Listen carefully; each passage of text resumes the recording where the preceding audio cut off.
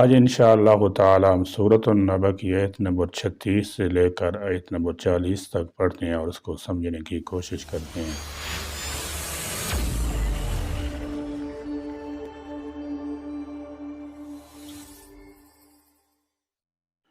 اعوذ باللہ من الشیطان الرجیم، بسم اللہ الرحمن الرحیم۔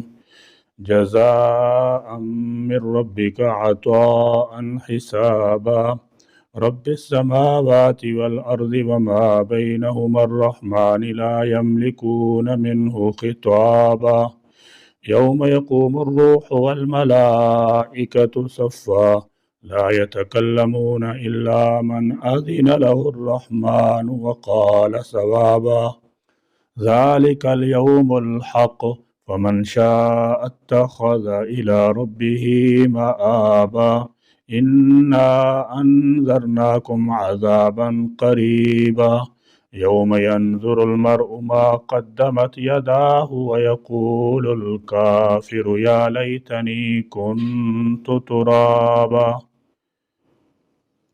جزاء بدلہ ہے، یعنی جزا دیے جائیں گے، من ربک تیرے رب کی طرف سے، عطاء عطیہ، بدلہ، بخشش، حسابا بے حساب، کفایت کرنے والا، کافی ہو جانے والا۔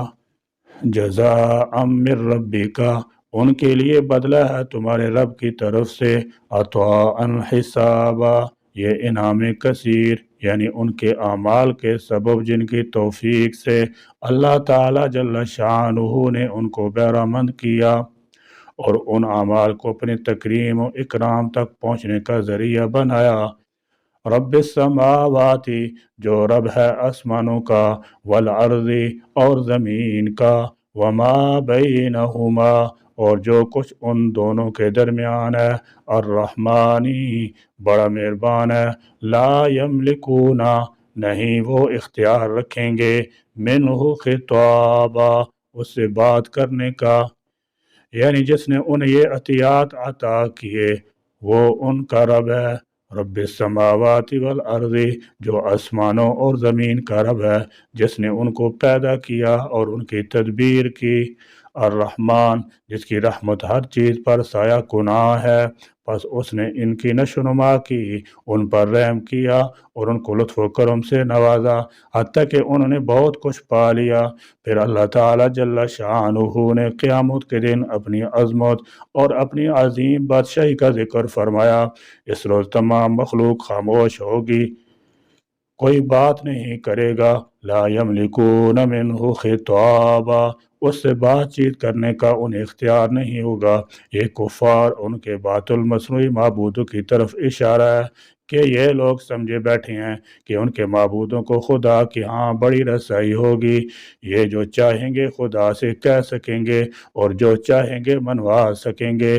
یہ خیال بالکل باطل ہے، کوئی بھی مجاز نہ ہوگا کہ اس سے کوئی عرض معروض کر سکے، اس کے سامنے وہی زبان کھولیں گے جن کو اس کی طرف سے اجازت مرمت ہوگی، اور وہی بات منہ سے نکالیں گے جو بالکل حق اور سچ ہوگی۔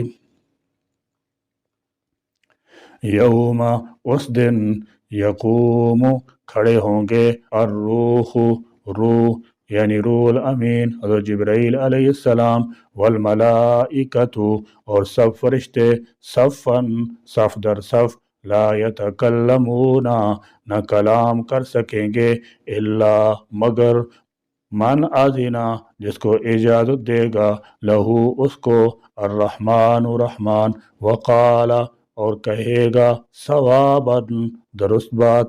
مشرکین کو سب سے زیادہ اعتماد فرشتوں کی سفارش پر تھا، جن کو اپنے ذہن کے مطابق خدا کی بیٹیاں فرض کر کے پوجتے تھے۔ فرمایا کہ اس دن ان کا حال یہ ہوگا کہ جبرائیل علیہ السلام اور دوسرے ملائکہ رب العزت کے سامنے اس طرح سخت بستہ حاضر ہوں گے جس طرح خدام اپنے آقا کے حضور میں حاضر ہوتے ہیں۔ ان میں سے کوئی بھی زبان کھولنے میں پہل نہیں کرے گا، بلکہ وہی بات کرنے کی جرات کریں گے جن کو خدائے رحمان کی طرف سے اجازت مرحمت ہوگی، اور وہی بات کہیں گے جو بالکل ٹھیک ہوگی۔ یعنی اگر مشرکین اس خبط میں مبتلا ہیں کہ ان کے دیوی دیوتا خدا سے جو بات چاہیں گے نعت سے منوا لیں گے، اور ان کے حق میں جو سفارش چاہیں گے کر دیں گے، تو یہ محض ان کی طمع خام ہے۔ روح سے مراد جبرائیل امین ہے جو تمام فرشتوں میں افضل ہیں، والملائکۃ، اور تمام فرشتے بھی کھڑے ہوں گے صفا، صف باندھے اللہ کے حضور سر افگندہ ہو کر، لا یتکلمون، وہ کلام نہیں کر سکیں گے سوائے اس بات کے جس کی اللہ اجازت دے۔ حشر کے میدان میں اللہ تعالیٰ جل شانہ کی ہیبت اور امتحان کا خوف اس قدر زیادہ ہوگا کہ کوئی شخص بول نہ سکے گا۔ دنیا کی طرح کسی قسم کی سفارش، رشوت یا طرفداری کی ہمت کسی کو نہ ہوگی۔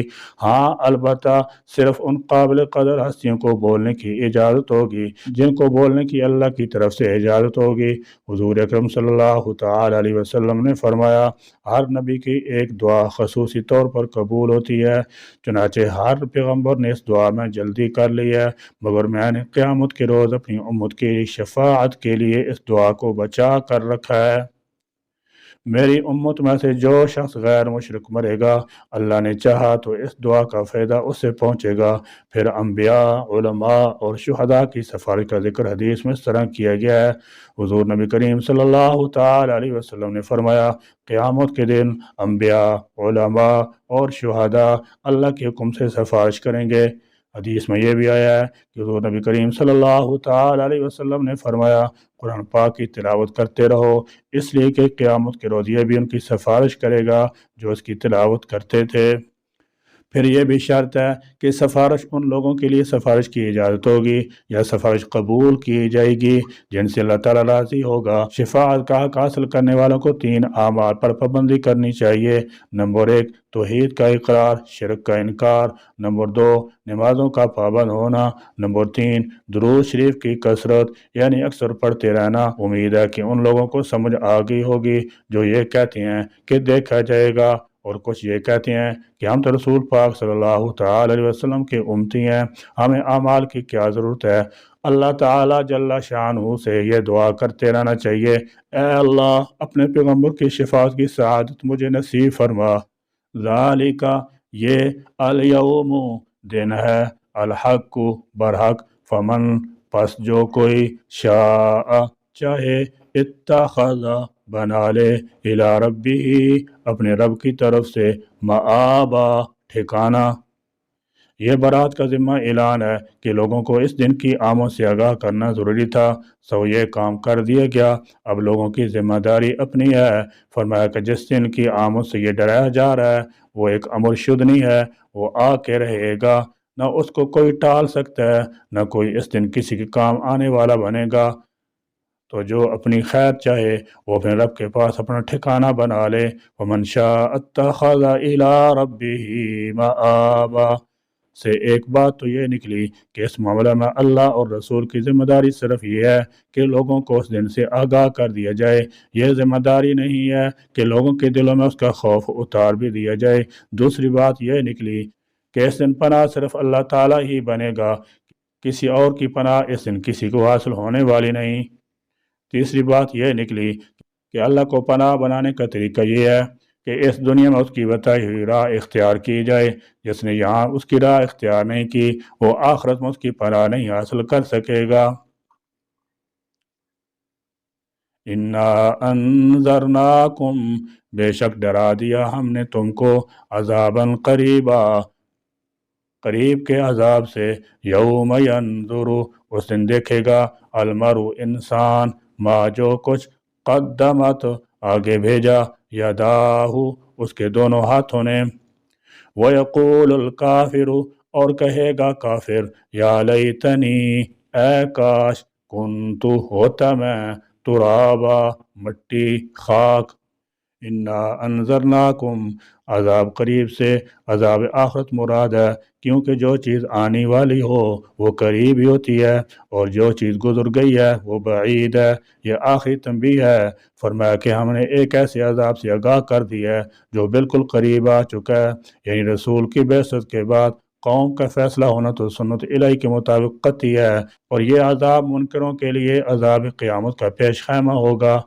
यूं भी अज़ाब क़यामत को दूर ख्याल करना नादानी है, इसलिए कि ये ज़िंदगी चंद रोज़ा है और जो मरा उसकी क़यामत उसके सामने है। मन मात फ़क़द क़ामत क़ियामा।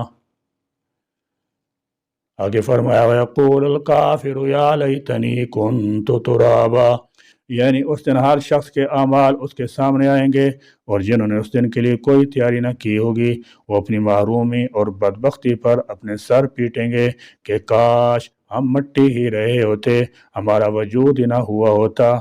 यौम यंजुरु अजाबन से मुतल्लिक है, हम तुम्हें एक ऐसे अजाब से खबरदार कर चुके हैं जो बहुत जल्द आने वाला है, जिस दिन हर इंसान अपना तमाम किया धरा अपने सामने देख लेगा और अपने तमाम अमाल खैर और शर का मुशाहिदा कर लेगा। मोमिनीन अपने अमाल साले को देखकर खुश होंगे, लेकिन काफिर जब अपनी बदअमाली के पलंदे अपने सामने देखेंगे और उनको अपने इबरतनाक इंजाम का यकीन हो जाएगा तो हसरत नदामत से कहेंगे हाय काश हम मिट्टी होते और दुनिया में पैदा ही ना होते, या मतलब ये है कि मिट्टी हो जाते और दोबारा हिसाब किताब के लिए उठाए ना जाते। या अल्लाह हमको आखिरत पर ईमान के साथ यकीन कामिल नसीब फरमाएं और इस दुनिया की ज़िंदगी में आखिरत की ज़िंदगी को बनाने और संवारने की तौफीक अता फरमाएं। या अल्लाह हमसे वो अमाल सालिह करा दे जो आखिरत में आपकी रज़ा का सबब बने और आपके इनामात का ज़रिया बने। या अल्लाह आखिरत की जो दायमी नेमतें आप अपने मुत्तकी बंदों को अता फरमाएंगे वो हमको भी नसीब फरमा दें। आमीन। व आखिरु दावाना अनिल हम्दुलिल्लाहि रब्बिल आलमीन।